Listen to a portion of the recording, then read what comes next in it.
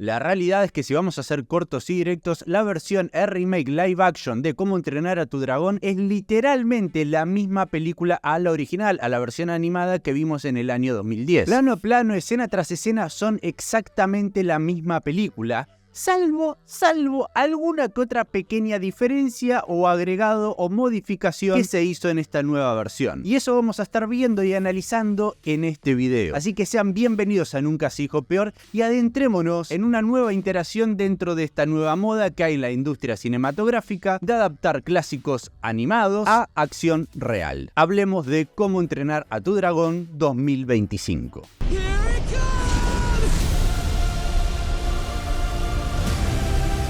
Pero ahora, como siempre, te voy a hacer recordar de que si te gusta el contenido que subo a este canal, por favor ponele me gusta al video, suscríbete al canal y compartí el video o el canal con quien quieras. Cualquier tipo de interacción que tengas con el video o con el canal a mí me ayuda una barbaridad. Pero ahora comencemos con lo que verdaderamente vinimos acá, hablar sobre cómo entrenar a tu dragón. Y lo primero que hay que preguntarse es, ¿era necesario hacer esta nueva versión? Y la primera respuesta, y la única respuesta que existe, es no. Porque ni siquiera es que hace grandes modificaciones o cambios necesarios para mejorar la película, por algún error, fallo o lo que fuese. Cómo entrenar a tu dragón como película animada es espectacular, es muy buena y fue tan buena que hizo que se haga una trilogía de esas películas, donde esas secuelas se distanciaron del material verdaderamente original en la que se estaba basando esa primera iteración, que era una serie de novelas que se llamaban Cómo entrenar a tu dragón. La única porción fiel que existe sobre las novelas en el cine es en la primera película. Luego todo lo que vino fue inventado, nuevo por parte de los directores y los guionistas. Pero si en algún momento, siendo fan de estas películas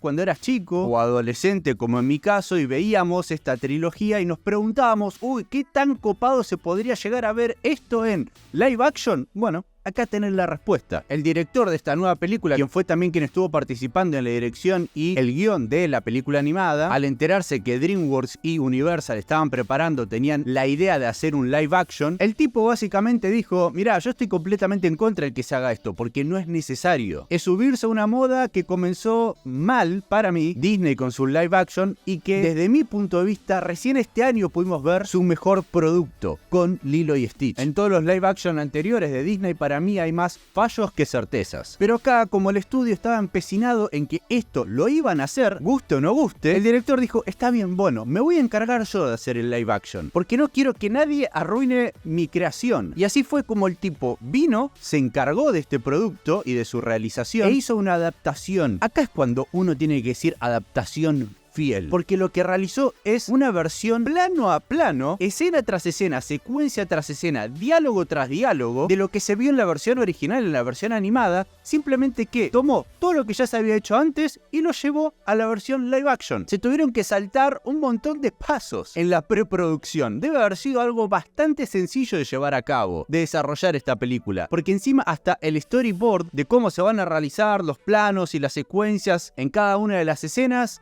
era simplemente tomarlas de la versión original, la animada. Obviamente hubo un trabajo de reescritura, de modificar algún que otro diálogo o de agregar o eliminar alguna que otra escena, pero muy pequeña, simplemente porque sabían que eso iba a significar o iba a ser de importancia si es que iban a seguir haciendo secuelas o adaptando la película 2 y la 3, porque cuando hicieron la 1 no sabían que claramente el producto se iba a convertir en una trilogía. Y ahora que ya tenés la historia completa y cómo la contaste, ahora puedes empezar a ticiar, adelantar o nombrar pequeños elementos que luego en las futuras secuelas van a ser de mayor importancia y todo se va a sentir muchísimo mejor conectado y explicado y contado. No es que simplemente se sacaron esta trama o este plot de la galera. Eso me pareció un acierto. Y luego lo que se terminó haciendo es simplemente modificaciones quizás hasta estéticas. Estéticas en los dragones para que se sientan más reales, traídos a un mundo realista, entendiendo que igualmente estamos en pura fantasía, porque claramente los diseños que podíamos llegar a ver de los dragones en la versión animada eran dragones caricaturescos y con bastantes escenas graciosas en las interacciones que podíamos llegar a ver con ellos o entre ellos, cuando en realidad en este mundo los dragones deberían de dar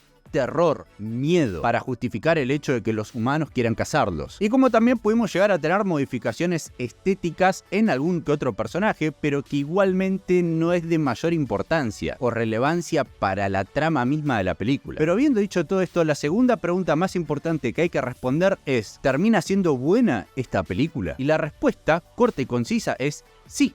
Es un peliculón. A mí me encantó, porque básicamente es la misma película, nada más traída con actores reales y con un feeling, una sensación de estar viendo ese mundo de fantasía animada traído a un entorno realista. Nada más. Después es literalmente la misma película. Y todo lo que transmite la película animada, esta lo logra transmitir. Más no hay que pedirle. Simplemente disfrutarla. Pero ahora, para aquellas personas que realmente quieran ir más en profundidad en cuáles pueden llegar a ser esas modificaciones, eliminaciones o diferencias que hay entre la película original y esta nueva versión, ahora vamos a adentrarnos un poquitito más en tema. Un comentario rápido y tonto, pero no menor, es que en esta nueva versión utilizan los vikingos ovejas falsas y no ovejas reales para hacer caer y tenderles una trampa a los dragones y luego cazarlos y matarlos. Luego tenemos que los compañeros, amigos de Hippo, pertenecen como un escuadrón, son como un grupo de pasantes dentro de la estructura de la sociedad vikinga en esta isla y tienen un rol de primera defensa, por ejemplo, menor cuando suceden estos ataques de dragones. Obviamente acá entre los amigos de Hippo, futuros amigos de él, podemos llegar a notar alguna que otra diferencia estética en la apariencia de algún que otro personaje, pero como bien dije antes, esto es menor y no es importante. Solo con uno hay una profundidad o cambio que va a ser relevante, pero que a fin de cuentas termina siendo el mismo personaje, que ahora lo estaremos mencionando. Otra diferencia es cómo Stoico convence a toda su tribu para ir al nido y acabar con los dragones de una vez por todas. El convencimiento en la película original es muchísimo más caricaturesco, animado y gracioso, que es que el que no quiera ir con él hacia el nido tiene que cuidar a Hippo. Mientras que en la versión live action, lo que se hace para convencer a toda la sociedad es que primero nos cuentan de que esta isla vikinga, sociedad vikinga, funciona también como un refugio para todas las demás tribus del continente, del mundo, que han sufrido, por ejemplo, ataques de dragones y que han quedado desolados. Los vikingos los aceptaron y lo hicieron suyos. Y es así como justifican el hecho de que veamos una sociedad vikinga un poco más inclusiva y diversa. Esto no me parece un mal cambio, es entendible y está bien justificado. Y siempre recordemos que estamos hablando de un largometraje que cuenta su historia en un entorno de completa fantasía. Y por otro lado, para seguir justificando el hecho a su sociedad de que hay que ir al nido a acabar con los dragones y basta con estas tribus, sociedades o pueblos enteros destruidos por los dragones, también se utiliza recurso como esta chamana que hay, que en la película original aparece pero no tiene diálogos y no es importante. En esta película tampoco es relevante, pero tiene una mayor que otra participación. Y aquí, a partir de una lectura mágica, energética, espiritual y de brujería, los dioses dan a entender de que el camino es ir hacia el nido. El hecho también de que se haya introducido estas nuevas tribus hace que puedan aparecer personajes que no existían en la película original y tengan alguna que otra participación, algún que otro diálogo extra, pero también sin relevancia. Como bien mencionamos antes en el video, hay una reducción del caricaturismo en el diseño de los personajes y claro está en el diseño de los dragones. Y que para mí esto es un acierto y me encantaron cómo se vieron estos dragones. Luego, a partir de acá, básicamente la película se desarrolla de forma idéntica a la película original, pero hay un agregado que es una conversación que existe entre Astrid e Hippo. El personaje de Astrid presenta una mayor profundidad. Hay un trabajo mucho más grande dentro de la caracterización de lo que es Astrid y de dónde viene ella y sus padres y lo que ella quiere para el futuro de la aldea como también para su futuro. Es una personalidad muchísimo más ambiciosa, guerrera y estratégica, y ella misma hace presente una gran distinción que existe entre lo que es ser el hijo del jefe vikingo y lo que es ser ella y de dónde ella viene y cuáles son sus aspiraciones y lo que ella quiere y por qué para ella Hippo es un problema, es una piedra en el zapato. Esto me pareció súper interesante, su personaje funciona muy bien, pero luego a medida que va avanzando la película, ella se termina convirtiendo, gracias a enormes justificaciones que le termina dando Hippo en la película, en la Astrid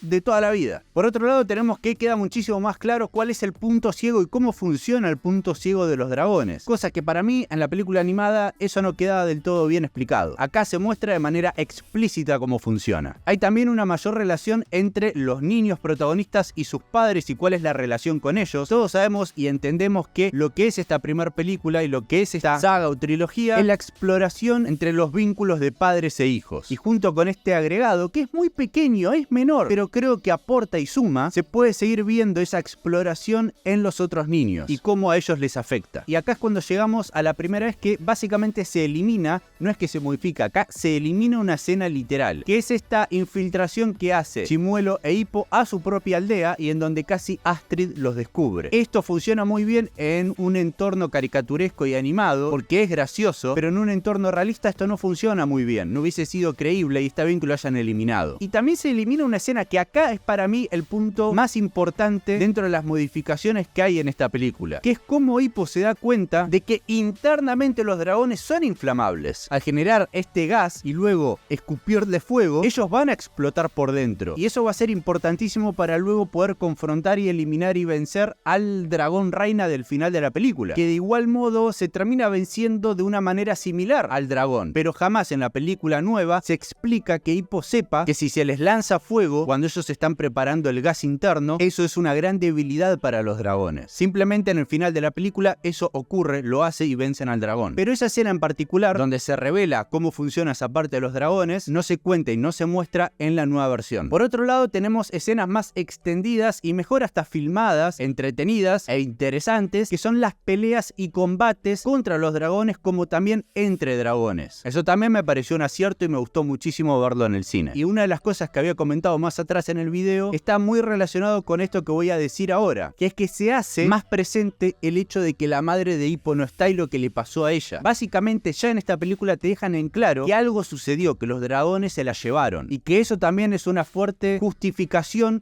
para el rol y la forma de ser del padre de Hippo. Lo que tuvo que vivir, lo que tuvo que presenciar, se llevaron a su esposa, a la madre de su hijo. Y me pareció un gran acierto que se haya hecho mención y que ya de entrada se aclare en esta película, porque si hacen la secuela, eso es importantísimo. Y por último ya tenemos el desenlace de este largometraje y la confrontación final con el dragón reina. Acá lo que pudimos ver como grandes cambios, además de que las escenas de combate son un poco más alargadas y extendidas, es el hecho del rol de estratega de Astrid. Ella es la encargada de decirle a sus compañeros, a sus amigos, qué es lo que tienen que hacer para tratar de vencer a este dragón, o aunque sea distraerlo. Y por último, ya llegando literalmente a la escena final de la película, lo que se hace es justificar, y me parece de manera correcta, cómo es que toda la sociedad vikinga que estaba en el nido de los dragones pudo volver a regresar a la isla, a su aldea, porque todos sus barcos habían sido destruidos por el dragón reina. En simplemente una línea de diálogo, ellos se vieron forzados a montar a los dragones para regresar.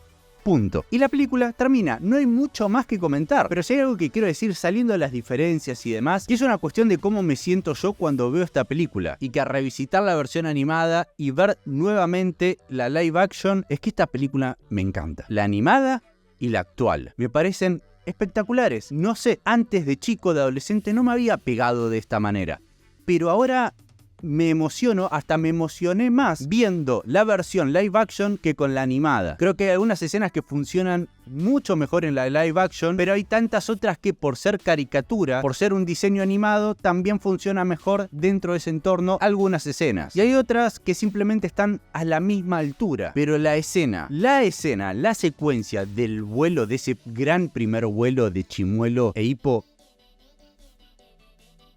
no hay una explicación racional, emocional o lógica que yo pueda brindar para decirles por qué me parece que esa secuencia hoy en día me parece una de las mejores escenas que hay en el cine. No sé, la podría ver una y otra vez y mientras estoy contando esto me emociono. Me parece impresionante. La música, el trabajo de la banda sonora en esta película, como también en la película animada, son impresionantes y el nivel de realización en esas secuencias son para aplaudir. La verdad que me la pasé muy bien viendo este live action. Pero vuelvo a dejar bien en claro, no era necesario hacerlo, pero está y es bueno. Coméntenme todo lo que tengan para decir sobre esta nueva película, si la estaban esperando, si les importa, si están a favor de esta nueva moda de adaptar todo a live action, y como no, por favor ponele me gusta al video si te gustó, suscríbete al canal si es que no lo estás y compartilo con quien quieras. Y espero que nos volvamos a ver en un próximo video.